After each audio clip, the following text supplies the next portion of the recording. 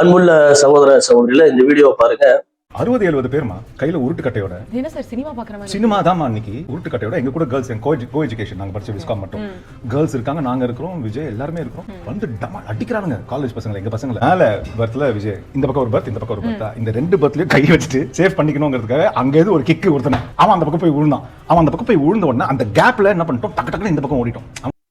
இதுல பேசக்கூடியவர் விஜயுடைய நண்பர் சஞ்சீவ் என்று சொல்லக்கூடியவர். சீரியல்ல நீங்க பார்த்திருப்பீங்க. விஜய் மாதிரியே நடிச்சு என்ன செய்வார், பாவனை பண்ணுவார். இவர் கடந்த கால அனுபவத்தை சொல்றார். விஜயோடு இருக்கிற பொழுது என்ன நடந்தது அப்படின்னு சொல்றப்ப இதை பேச பேசவே விஜய் ரசிகர்கள் என்ன நினைச்சிருப்பாங்க தெரியுமா? 50-60 பேர்த்தையும் விஜய் அடிச்சிருப்பாரு, சஞ்சீவ் அதுக்கு ஹெல்ப் பண்ணிருப்பாரு அப்படின்னு தான் சொல்லுவாருன்னு நினைச்சிருப்பாங்க. ஆனா அவர் என்ன செய்யறாரு, சஞ்சீவ் இதுக்கு மேல ரீல் ஓட்டணும்னா ரீல் வந்து போயிடும், பாதியோட நம்ம நிப்பாட்டிக்குவோம் அப்படின்னு விஜய் ஒருத்தர் மிதிச்சார்ல, அதோட நிப்பாட்டிக்கிட்டார். எதுக்கு சொல்லணும் அப்படின்னு கேட்டா, ரெண்டு விஷயம் காரணமா இருக்கலாம். விஜய் திரைப்படத்துல நடிக்கிற பொழுது நடிகராக மக்கள் மத்தியில ஒரு ஹீரோவாக மக்கள் மத்தியில இளைஞர்கள் நினைத்தார்கள். அரசியலுக்கு வந்த பிறகு, முதலமைச்சராக ஆன பிறகு அந்த ஹீரோயிசத்தை காட்ட முடியாது. தலைமைச் செயலகத்துக்கு போறப்ப 4 பேர்த்த அடிச்சுட்டு ஹீரோயிசத்தை காட்ட முடியுமா? முடியாது. அப்ப ஹீரோயிசத்தை காட்டணும் என்றால் பழைய ஹீரோயிஸ் ஏதோ ஒரு விஷயம் கதையை நம்ம அளக்கணும் அப்படின்ட்டு இவர் என்ன செய்யறாரு, கதையா அளக்குறாரு. பழைய நடந்த சம்பவம் அப்படின்ட்டு சொல்லி விஜய் அப்படி பண்ணாரு, இப்படி பண்ணாரு.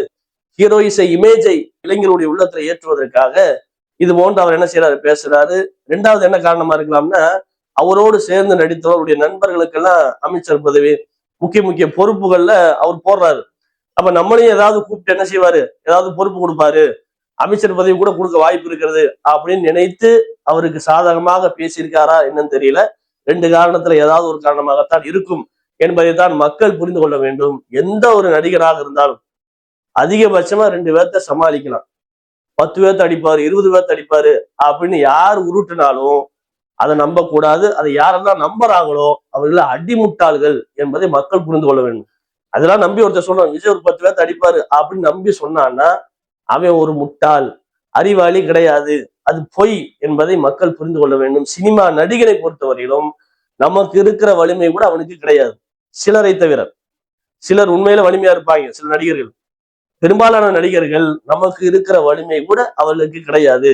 நாம் ஒரு 2 பேர்த்த கூட சந்திப்போம், அவர்கள் ஒருத்தரை கூட சந்தித்து வெற்றி அடைய முடியாது. அப்படிங்கிற உடல் அமைப்பை கொண்டவர்களாகத்தான் பெரும்பாலான நடிகர்கள் இருக்கிறார்கள் என்பதை மக்கள் புரிந்து கொள்ள வேண்டும்.